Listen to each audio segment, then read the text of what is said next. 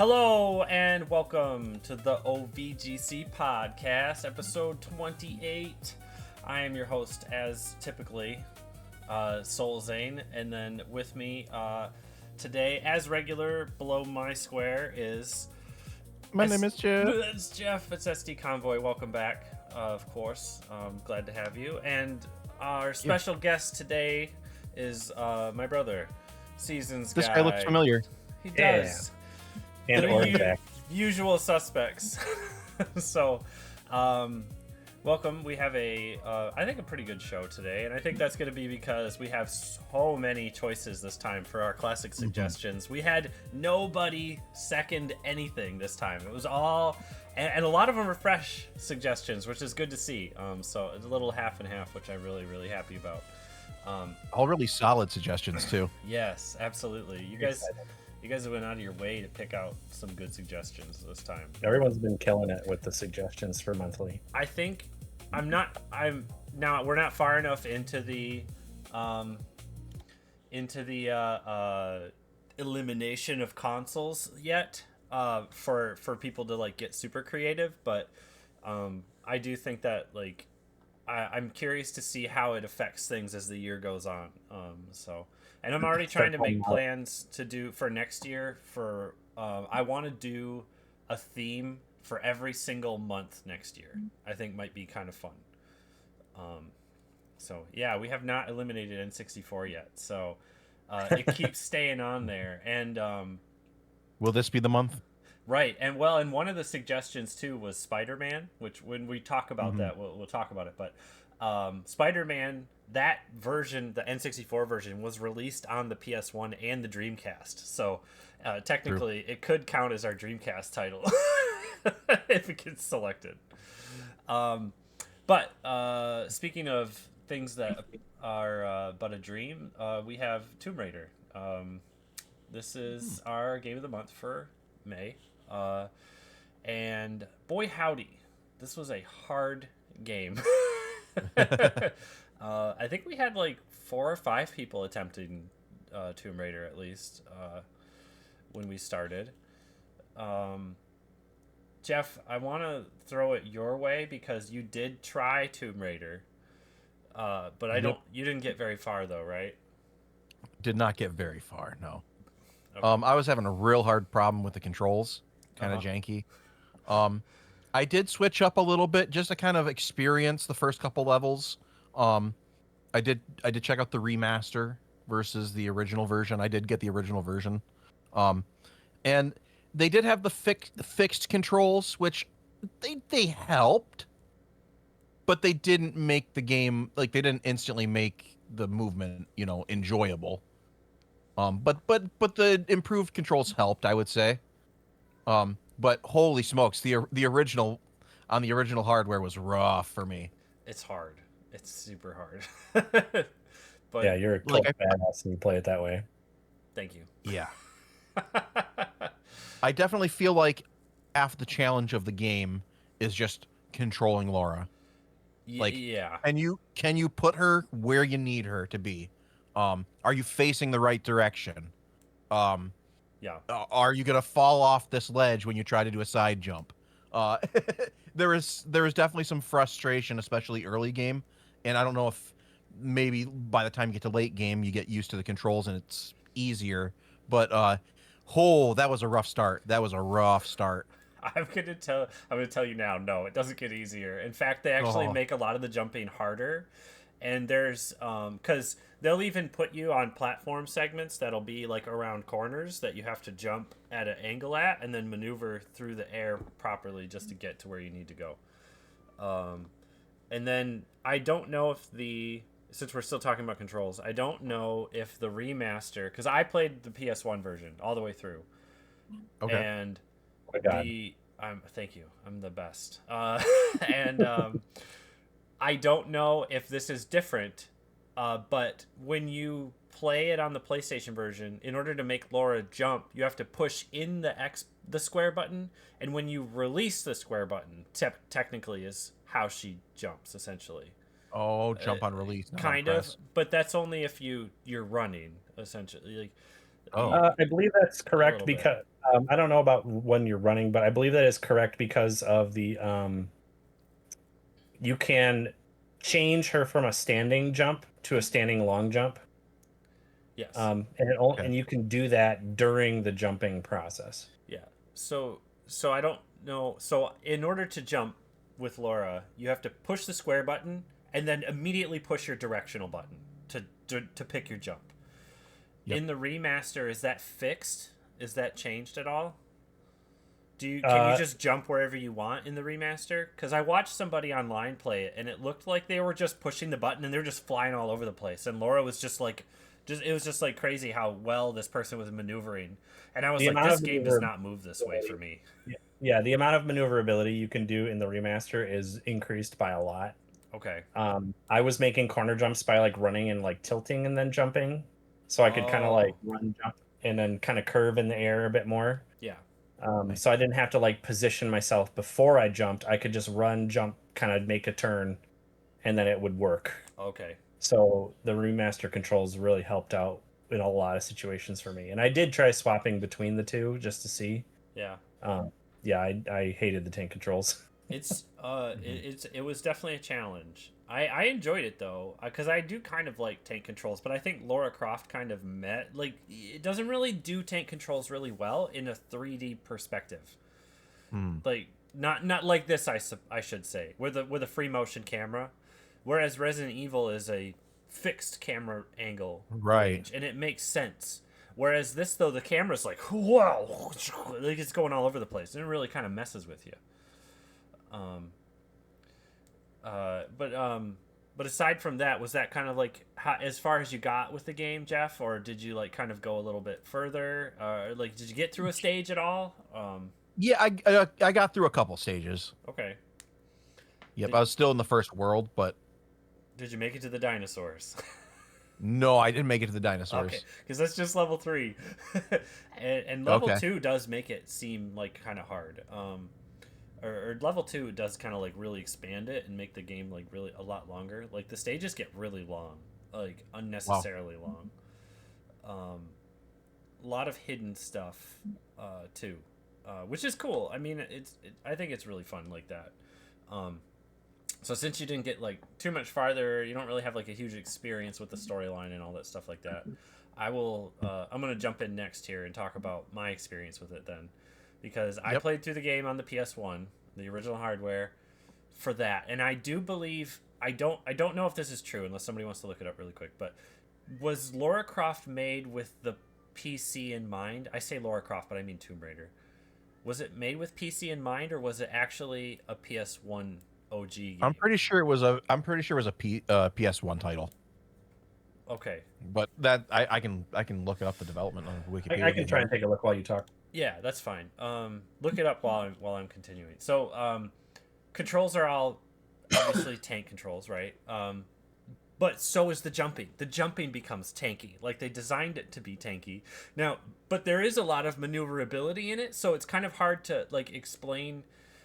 It's kind of hard to understand why they went that way. But the only reason I can think of is the fact that there was no analog control at that time. Everything was done on a D-pad. So they were like, how do we move back and forward is just use the D-pad, right? There's so many times where you have to stop running and walk up to a ledge, back off the ledge, and then run forward while holding the jump button so that way you're forced to clear it that way. If you try to do it any other way, you can make Laura just fall right off the edge. She'll just nosedive off the edge. If you don't touch the ledge first and then back up. That was absolutely infuriating. And it's like you slow walk to an edge and then you hop back and then you push forward and then hold square and then she'll automatically jump for a long jump off the edge. You don't have to like guess the time work or something for the edges like that way. But then they put in all these jumping puzzles where you'll have instead of a block being in one spot in front of you, it'll be off to the side just a little bit, and then you still, even though you could do a standing long jump at that point, if you don't angle her right in the air, she won't grab the ledge and hold on. It's really really frustrating. But the thing is I really wanted to play through this game on original hardware because I own all 4 of the PS1 versions, And I was like, if I can do this and I enjoy it, I want to try the other ones. I did it. I didn't enjoy it. I don't want to play the other ones. All right. I regretted. I think there's a level called the Cistern. I got into that point. So the game won't let you save anywhere. You can only save with save crystals. And there's supposed to be a save crystal right there where she was just at. Anyways, they must be playing without it turned on or something. But I think they're probably playing it with the remaster. Yeah, it's a remaster cutscene. I don't know, whatever it is. Anyways, I'm trying to read the description there while I was talking. Anyways, I got to a point in the Cistern where I had used up save crystals that I didn't know I wasn't supposed to use right away, and I got to a point where I had to do a ton of platforming just to go all the way through an area that took me all the way into this danger zone where just to pick up a key. And then as soon as I pick up the key, a dude with a freaking gun shows up to start shooting me. And I was like, I've spent an entire day just doing this segment, and I about had my ass handed to me. Thank God I had a shotgun. But like, as their best friend in the game. It took me.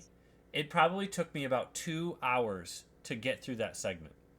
I remember I started playing it when my kids were watching Avatar: The Last Airbender, and then I think at least 3 or 4 episodes had gone through by the time I had finally gotten through it, and I was just like, "Oh my gosh, I can't believe I took so long." And it was my own fault because I used up all the save crystal points that are designed to help you along the way. So it's not like super intuitive. Like the game design is it's bad in the sense that it's not helpful for a player where they put points for save crystals, and they don't put enough of them, that's for sure. But like back then you'd be happy to even have a save crystal or a save point, right? You know, but level design wise, how all these puzzles work, the way everything's laid out, it's so well thought out. Like the game is like really, really thought out really well, and it's really cool to like explore and do this. And you know, if I had more time as a kid, I could be like, oh my gosh, I got through this level, and I could explore the whole thing slowly, and I'm not really thinking about my time constraints, you know, and I'm just playing the game to play it, you know. And then after a month or two of playing it, I finally get to the end and you beat it, and you're just like, wow, what an experience. Like I can see how people really, really liked Laura, like Tomb Raider. I keep wanting to say Laura Croft Tomb Raider. That's not correct. It's Tomb Raider. It's just Tomb Raider. And you, Angelina Jolie. Yeah. But like, I can see why people really like Tomb Raider. I have a hard time looking at it now and going, wow, this is a fun game series. I really want to play more of these. I feel like if I try to play more, I'm just going to be wasting my time unless I, you know, have a good reason to do it. Like if you guys pick Tomb Raider 2, I'll play it, you know, on the Classic Monthly. But I'm definitely not going to play the PlayStation versions anymore. I will probably play the anniversary or the remaster, just because I'd rather have ways to save more often, and I'd rather have better controls. Because right, you can save scum the whole game, right, Zach? Yes, on the remastered, you can save scum it before you do silly jumps that are frustrating. Okay, there are definitely lots of secrets that you can like miss, like no going back to as well if you screw something up. So yeah, and missing them does not matter either. Yeah, no, because you want to get the different guns. Mm-hmm. There is the magnums. I think you can miss those if you don't find secrets. Yeah, and you can get all your guns back literally at the end of in the last level of the game. You can get all 4 weapons: the magnums, the shotgun, the Uzi. Can all be given to you by enemy drops. So you don't have to be like finding them.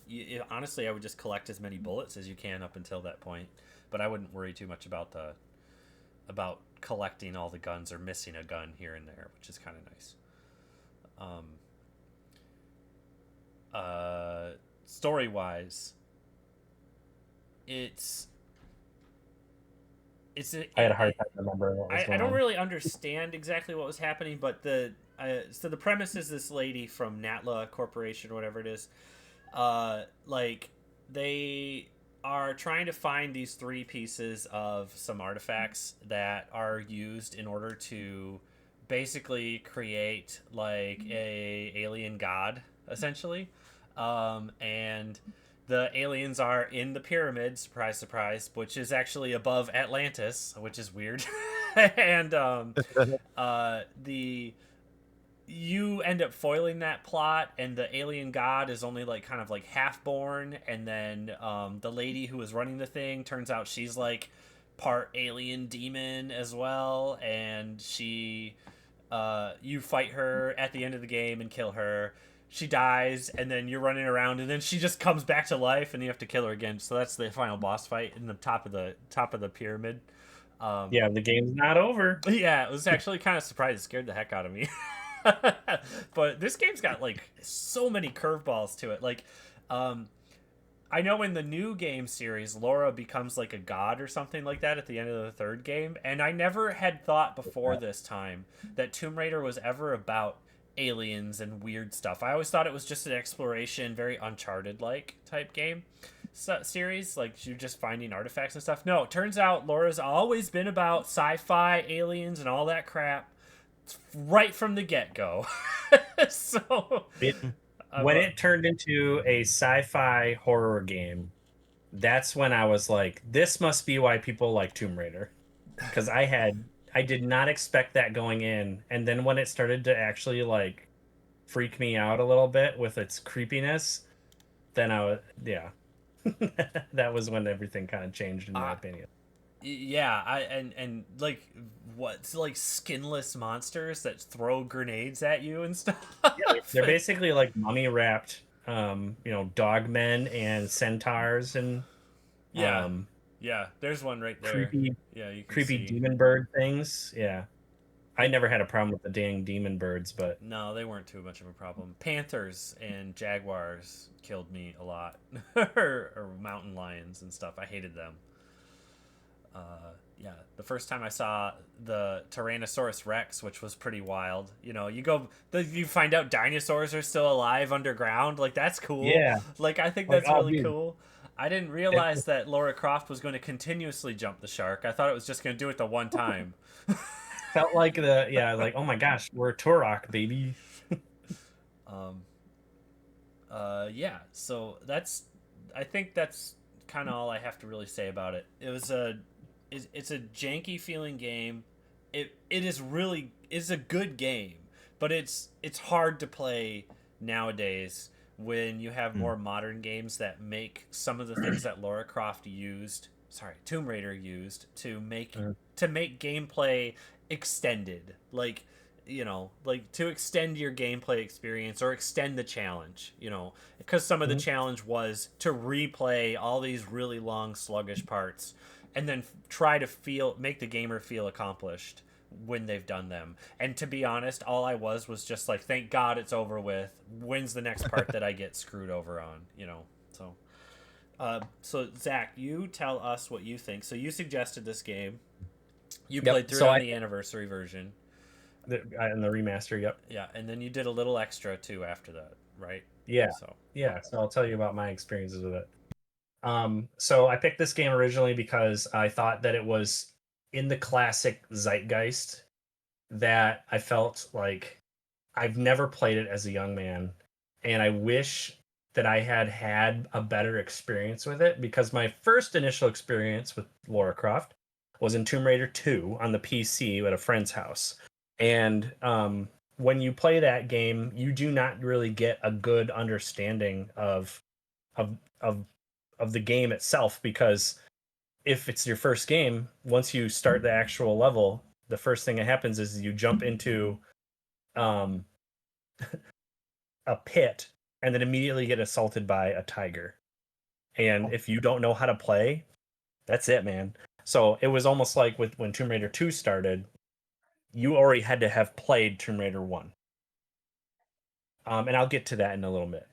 So I'm really glad that this got picked. I was also like, not thrilled for everybody else because I knew what a hard time it was going to be with the tank control option. I was happy that the remaster really helped improve those controls. I would definitely say that if you have an option, don't play the original PS1, play the remaster. It's better in that way. But I will also say that it has still, even with the updated controls and visuals, it has not aged well enough to be something to just recommend outright. I think that if you are a Tomb Raider fan, it's a good game. I think what I enjoyed most about it though was when you did get to understand the controls and you knew that that was a kind of like you said earlier, Jeff, the challenge of Tomb Raider was its controls itself. When you started to understand those, it got a lot easier. It's kind of like playing Resident Evil the first time and then suddenly tank controls are like, whatever, tank controls. I can do tank controls all day. Once you make certain jumps in the game and you successfully do them, it was just like, ooh, that felt good. Like figuring out how to do the jumps and how to do how to control Laura in the right way really helped seal the deal for me in making it feel good. To the point where when I did beat this game, I actually did start playing Tomb Raider 2 just to see what was different. One thing that Zane and I talked before, like prior to this, was that the swimming controls were actually a lot better than they looked like they would be, given the tank control initiality. Yeah, it's almost like it becomes a totally different feeling game when you go underwater. Yeah, and the movement feels really intuitive, like it feels good. Yeah, I just had a hard time getting out of the water. Yeah, you have to like press the grab button next to a ledge, but you have to be like surfaced and you have to be really close to it.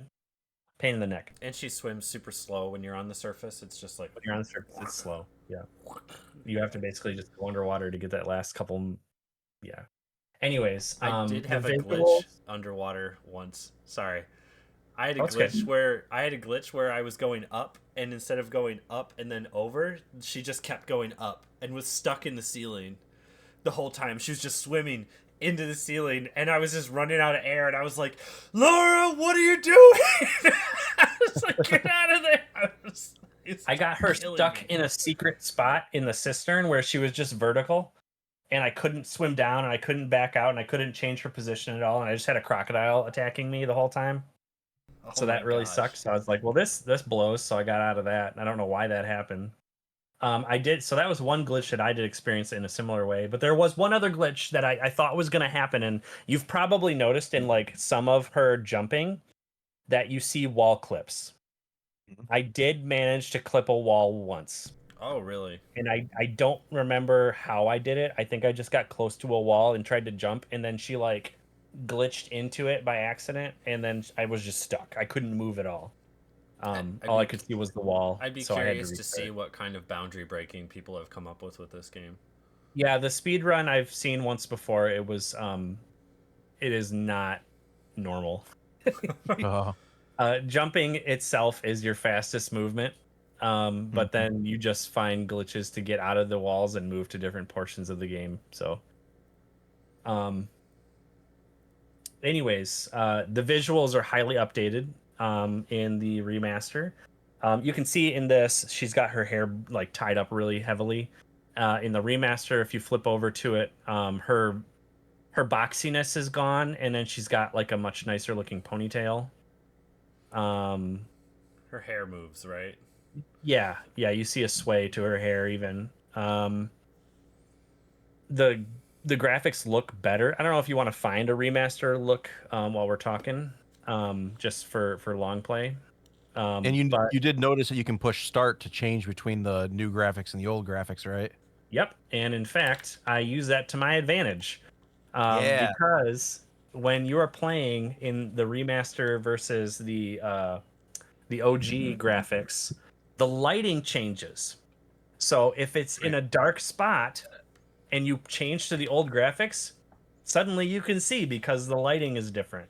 So I use that a lot so I could cheese my way through dark corridors and try and get the heck out of there. Because yeah, see how nice she looks. Like she's got actual curves. She doesn't have the boxiness. She's got that ponytail. This is the second from the last boss fight. This is the god thing.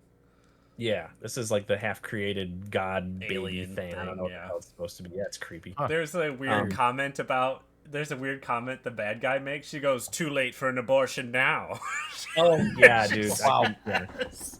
Yeah. Dang. They made this level way creepier in the remaster. You can see actually that some of the walls are moving. And so that red piece, you can see it kind of like pulsating like a heart. But Dang. yeah, the remaster, in my opinion, was creepier to look at than it was for the old one. So I did use a lot besides swapping graphics for how you would play in the remaster. Save scumming is pretty big. Again, I use that to get over those less forgiving jumps. Or if I had to deal with a freaking boss that I knew was coming up after it slayed me the first time. That really helped kind of eliminate a lot of backtracking that I didn't have to do anymore. I didn't do it a lot. In certain instances, I tried to experience it how it was, but once I knew I was gonna I'm probably not gonna make this friggin' jump. Yeah, I definitely did that.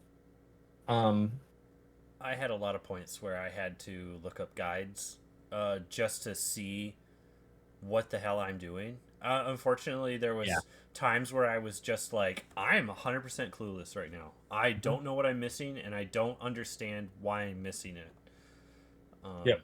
Which was really disappointing because I like playing through games with, I like playing through games raw.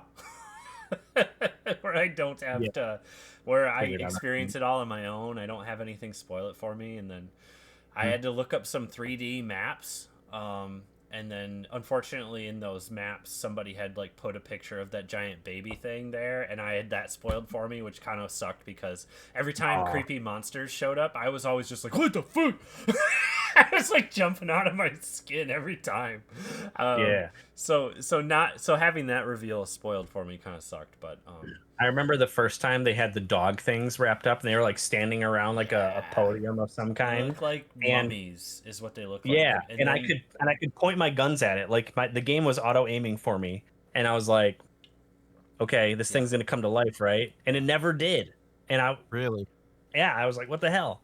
And then later on, I had to go through a couple other tombs or whatever, and then suddenly one of the centaur statues explodes, and then he starts attacking at me, and I was just like, "Fuck, get me the hell out of here!" So that was a fun something you can't do in the OG game. So that boulder came at him like that, and he jumped through it on the side. In the OG, if the boulder touches you at all while it's rolling, it instant kills you. Oh wow! So that was kind of. This is essentially the end of the game. After this, this part sucked. You do a escape from the building adventure where you have to just run away from an exploding volcano temple thing. Yeah, did you see how far he maneuvered in the air too, just to grab that ledge and stuff? You cannot do that in the PS1 version, not at all. That's the remaster piece. Yeah, or roll. There's no rolling either. There's no side rolling stuff. And Laura, I think, jumps higher in this version too, which is strange. If you land on any of those spikes, it's instant death. Doesn't matter. Yeah, so you can walk through them and they'll start to hurt you, but if you land on them, you're screwed. Yeah. All this speedrun jumping is pretty fun to watch, but you can see jumping is obviously the fastest way to get through this game. So I appreciated the infinite ammo in the guns. I thought that was helpful, just kind of as a beginner thing. The dinosaurs, when they appeared, was a lot of fun because I was not expecting that, and I remember seeing the T-Rex, and I was like, "Whoa, jeez, T-Rex!" So that was a good time. I do want to say my kind of rounding back a little bit. My initial thoughts for the game was that I thought it was just going to be like a MacGuffin getting shooter thing with whatever, and then when it came up to be a sci-fi horror game, I was kind of thrilled a little bit that it was so different, and I was like, this is a video game. It's not just big boobs treasure hunter, that's how it got its fame from. I was like, this, it did a good job in kind of keeping that to itself. And I'm really surprised that it was never spoiled for me, like in all of this time. I agree. That's true. I never had Tomb Raider having aliens in it spoiled for me. This is the final boss fight, by the way. This demon lady, she dies just before the big alien baby god thing, but or dies, falls down a chasm. Nobody made it that far. Yeah, right. Yeah. That's why they have 6 other Tomb Raiders. That's kind of my experiences with Tomb Raider 1. Again, I will say that I thought it was a good game. I'm not gonna like go out of my way to recommend it to people unless they're really interested in Tomb Raider. I think that playing it for myself, I feel like I achieved a bit of a nostalgia milestone for myself in saying I finally did it. Like, I'm glad that I played it. I thought it was good. But I'm also glad it's done. Jeff, did you ever play this game when you were young? Not one time. Not once. Okay. So I the first Tomb Raider game I played was actually the reboot where like Laura gets killed in all these like horrendous ways. Oh yeah, the spike through the head thing in the river. Yeah. So my reference point of Tomb Raider was completely different than this. Okay. I'm honestly kind of curious about playing some of the newer games now and just seeing like how they made her different. I played the first one and the second one, and was that the 2026 or 2016 version? Is that what it is? I don't know. I don't remember what it's called. Something like that. I'm not sure. Okay. Sonic 06. Anybody? Yeah, that's the one. Tomb Raider 06. Yeah. So I'll wrap up by talking a little bit about Tomb Raider 2. So I did jump into Tomb Raider 2 after this just because I thought it would be kind of fun to just try it out. And I was like, this is what I got to play right now. I'm just going to jump into it. There is actually another chunk of Tomb Raider 1 that was added. It's called Tomb Raider Gold Edition. And it was like several other letters, like 4 or 5 more levels that actually came out after Tomb Raider 3. So there is technically DLC, you could say, but on a whole another Tomb Raider disc. So Tomb Raider Gold. Oh yeah. Added. I don't know anything about it really. Other than that, it just like it was more of it, and I didn't jump into it. I didn't play it, but it is on the remastered option. But jumping into Tomb Raider 2, like I said, you still jump into a tiger fight that can immediately kill you if you're not ready for it, which is I think pretty bullshit for like a beginner's level. You should definitely have that like something telegraphed a little bit better for newer players. But they show you a couple of different things right away in how it works. For one, water has elevation to it. So instead of immediately swimming, you can wade into water, and it forces Laura to walk slower up to a certain point until she has to swim. And they use that in a different portion of that level, or the next level, where you have to wade through water, and then there's like arrows shooting across the water that you have to wade in. So you either go through the arrows or you have to figure out a different path, and the different path involves a ladder. So there's like ladders that span the sides of one of the walls, and then they introduce you to ladder climbing. Ladder climbing sucks because it's incredibly slow. All right. But now instead of just jumping in ledges, they give you a varied, structure. And that was what they put in Tomb Raider Gold Edition? From Tomb Raider 2? No. So I did not play Tomb Raider Gold, so I couldn't tell you. That was pretty slick. All right. Well, I think I've heard enough about Tomb Raider, and I don't know if I'm ever going to talk about this game again. So let's move on to our classic game choices. So we have a lot to go through today. Let's see. I just screwed up my stream view. Lots of N64 and Game Boy, it looked like. Yes. You guys picked a lot of really good stuff. I like that it's coming down and seeing what other people start to come up with the restrictions. I'm looking forward to the eventual MS-DOS and 3DO games that have to get picked. Heck yeah. the eventual Neo Geo arcade cabinet game picks. I don't. We haven't had a Saturn one yet. No, we haven't had a Saturn one. I will 100% probably buy a Sega Saturn just I've been wanting an excuse. Yeah. I've been wanting an excuse. We have to. I have two of them. We have to have a Sega Saturn. You do? Oh damn. Oh, All right. Speaking of something that there's two of, Mystical Ninja starring Goemon. Oh, here he is. Look at this guy. Yeah, get jealous. nice. The first game on this list is Mystical Ninja. There's two of these. I've only played the second one, which starts out as a side-scrolling 3D game, and I had no idea there was a first one that was like this. I'd be interested to try this one. Dude, that was a gem Very back in the early day. platforming stuff. I'm curious. Kind of just action platformy. Yeah, that's what it looks like. Very action platforming. It's almost a little too close. The N64 has a really, really bad draw distance. So I The think fog. does Goemon sit in the realm of a mascot character? he's been around since arcade cabinets on the Sega, and was on the Sega Genesis. But he was kind of, I would suspect he's kind of a mascot character, but he isn't really like a console mascot character. But he's been around for a really long time. He was in a side-scrolling game called Mystical Ninja, starring Goemon, I believe. So, and then they made this one. So, which almost all of them are titled the same way. So, speaking of something that's titled a lot the same way, Megaman with a 0 on the end there. So yeah.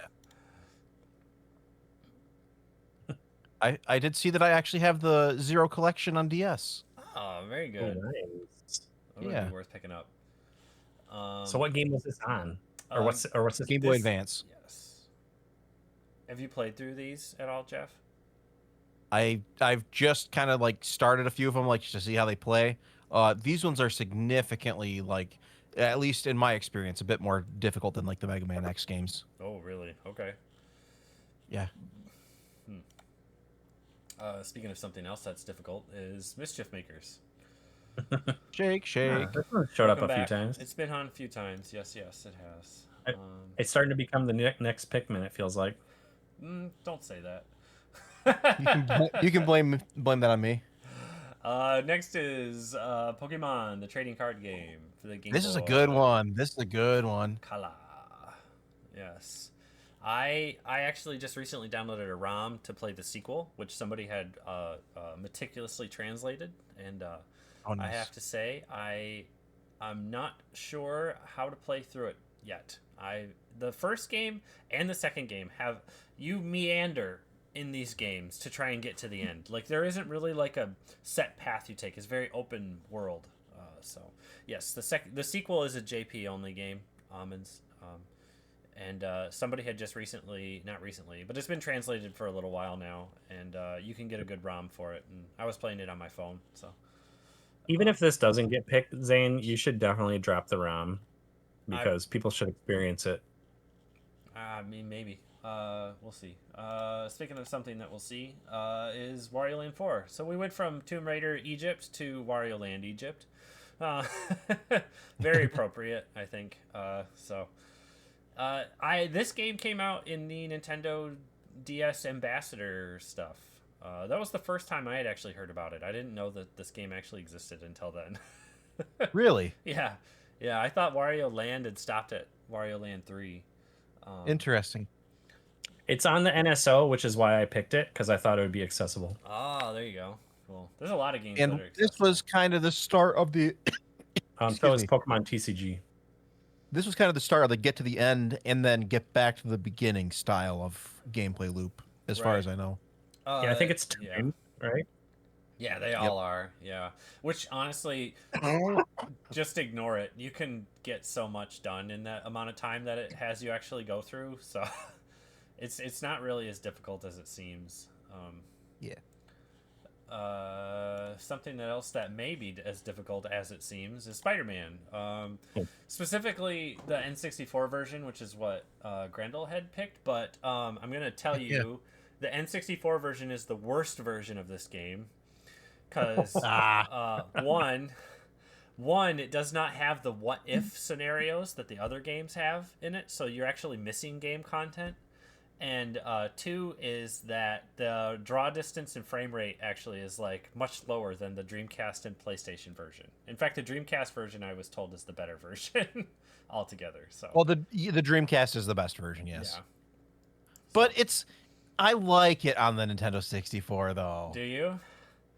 I like it. It seems like a janky mess to me. It's just kind of a nostalgia. This was a nostalgia trip for me. I did play through this with one of my best buds in high school era. So Okay. I mean, hey, I'm no judgment. I have it on the PS1.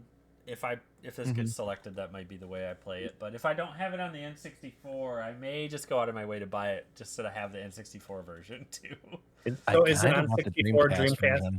Yes. Sorry, it's on 64 Dreamcast and PS1? Correct. So yes. If this game gets selected, I will eliminate the game console from the list that Grendel wants us to pick. And it can either be the N64 or the Dreamcast. So he'll have an option there. Don't eliminate the Dreamcast. No, I want to play some Crazy Taxi later. Yeah. So I'll leave it up to him.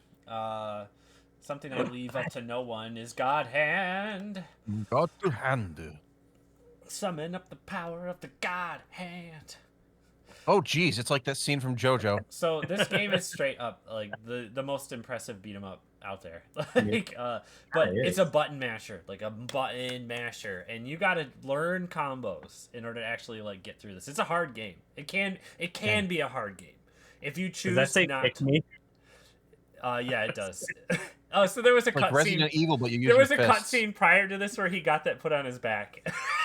And that's why he's being attacked by bad guys. So they just like, do what the sign says. It's a comedy game. It's a comedy game. But yes, you have to learn combos. You have to understand how to play it. So I'm hoping for some Oras. It's pretty wild. I do believe there's some Fist of the North Star and JoJo references in the game too. I don't quote me on that though. I'm pretty sure it's Fist of the North Star. I know there's Fist of the North Star references in it, but you own this one, right, Zane? I do own this one. I bought this. I randomly found it at a family video that was closing for $5.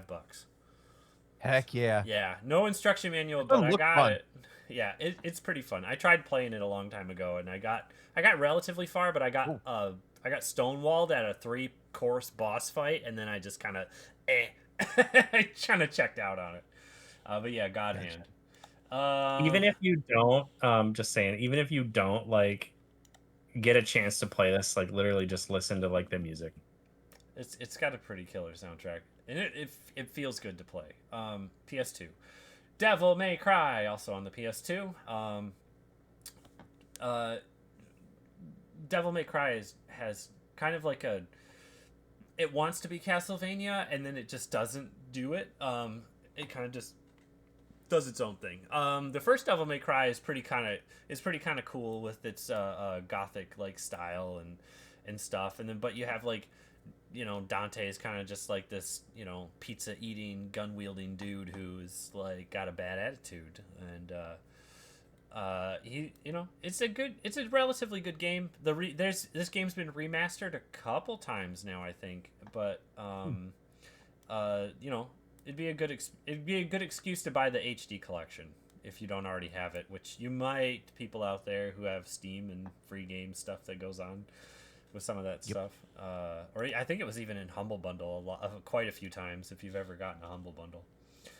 I would almost say that Devil May Cry is another one of those, like, if you haven't played it, it might be good to just experience it as a gamer.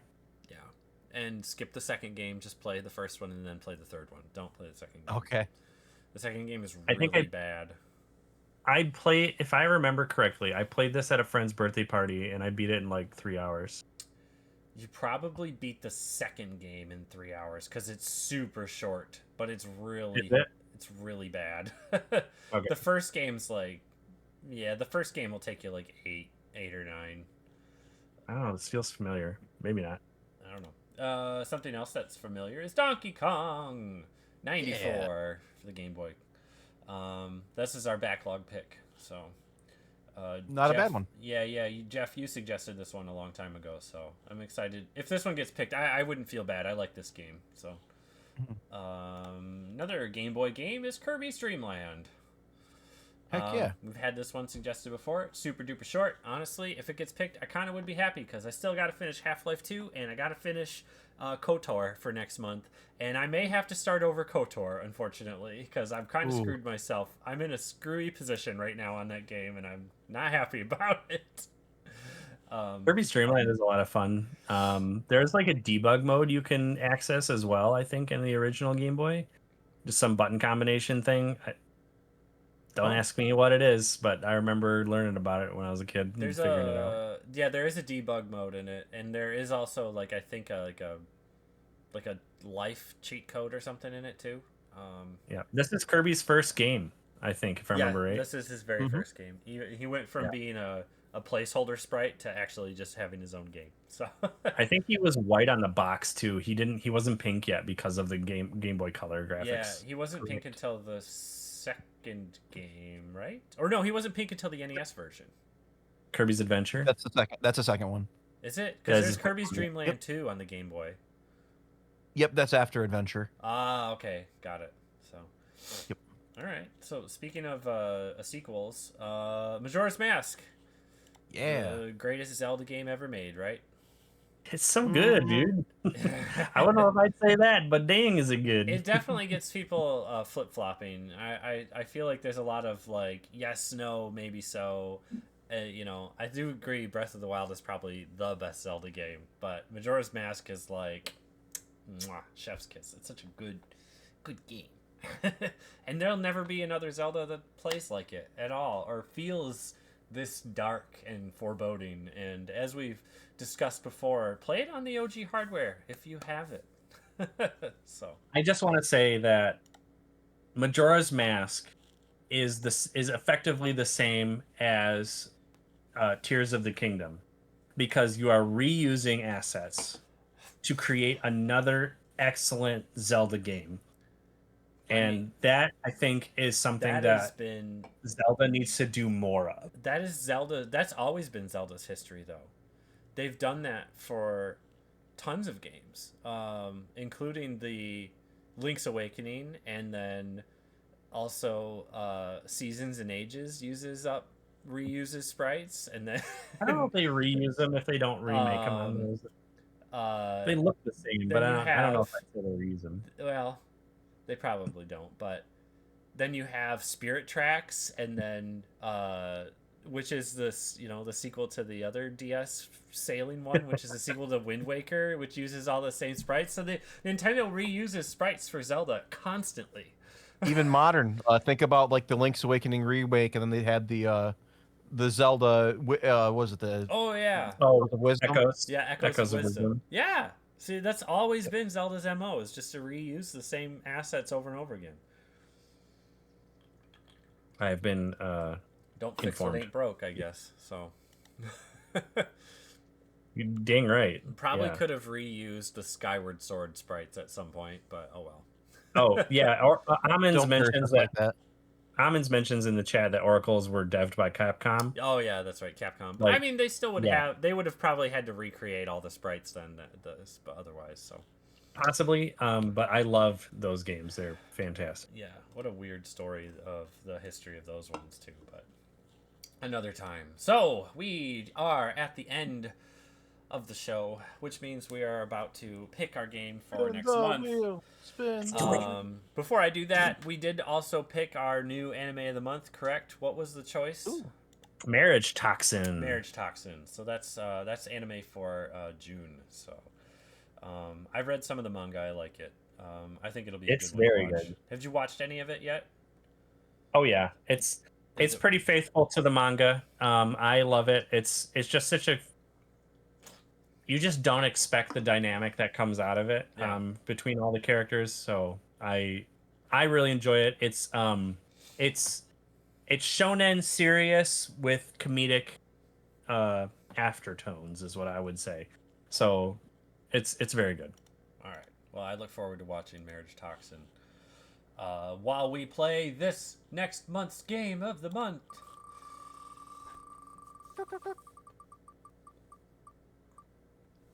Oh ho! Oh, Megaman Zero. Megaman Zero. All right. Mega Man. Here we go. All right. Megaman Zero time. Hell yeah. Game Boy I Advance think it I is. have this one actually.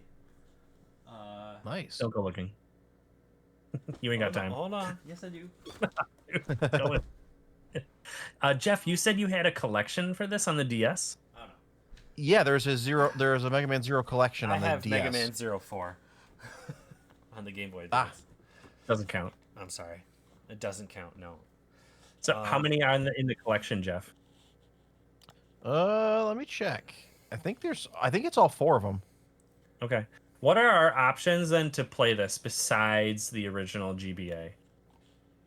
So the original GBA, you got the DS collection, and then more recently they've had the 0/ZX Legacy collection. Okay. Right now that's sounds good. $10 on the Switch, by the way. Oh, sick. So you can get all That's on the... sale till the 19th. Okay, yeah. So you can get all the 0 and then the ZX games.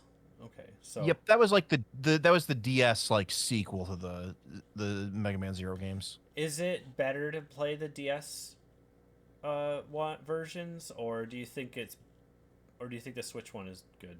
I don't know. They're all gonna be probably about the same. Oh, okay, so all right. Well, I might just fire up the analog pocket for mine. yeah. Oh, that would be a good idea. I honestly would.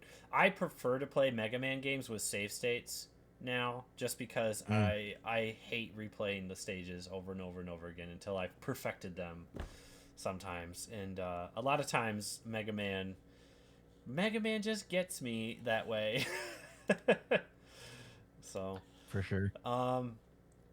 this will be cool because this will be the first time I've ever beaten a Mega Man game. If I beat it. What am I saying? Really? This will be the first time I've ever beaten a Mega Man game that isn't a mainline Mega Man game, because I've beaten every mainline Mega Man game. Oh. I love the way those games play, and these ones make your sprite bigger, and it feels weird to me, and less like Mega Man and more like just some other side-scrolling platformer game to me. And I just could never get into them, so I look forward to getting through this then. So Same. and I still haven't beat Mega Man X. You haven't? Oh, I've not. we'll talk about that some other time. I know. Did you yell at me over chat? Not. I think the most Mega Man I've actually played through was Battle Network 1 and 2. Oh, I would love to play Battle Network. Actually, those would be fun. They're Nope, not Game that Boy long. Advance is off the list now. Sorry, guys. Here we go. Dang it! We're not allowed to recommend another Mega Man game ever again. Sorry. Dang it. Better be on the 3DO. All right. Well, thank you, Jeff. Thanks, Zach, for joining me on the show today. Thanks, everybody who's watching and participating in chat. Appreciate everybody that's been playing games so far and sticking with stuff. Even if you aren't playing the game, I love hearing about your commentaries and seeing your reactions to stuff. While we're playing games, when you guys do stuff, post pictures of your stuff. Well, people want to talk to you about it. We want to talk to you about it. I specifically want to think that I have more friends in this world. And I need you guys to just give me something to work with, okay? So, thanks everybody, and that's the end of the episode. I will get all the chat stuff ready, and we'll talk next month about KOTOR, and we'll talk about Mega Man Zero, and then we're going to talk about Half-Life 2. So we got a lot to finish up, so good luck out there. Jeff, I hope you have time for one of those 3 games. Gonna do my best. So maybe we'll have another special guest on next week to kind of help ease some of the discussion, because there's a lot to talk about with this, and I really need to finish KOTOR, and I swear I will get through Half-Life 2. Ravenholm beckons me. I will talk to you guys later. I hope you all have a good night. That's the end of the show. Bye. See ya. See ya.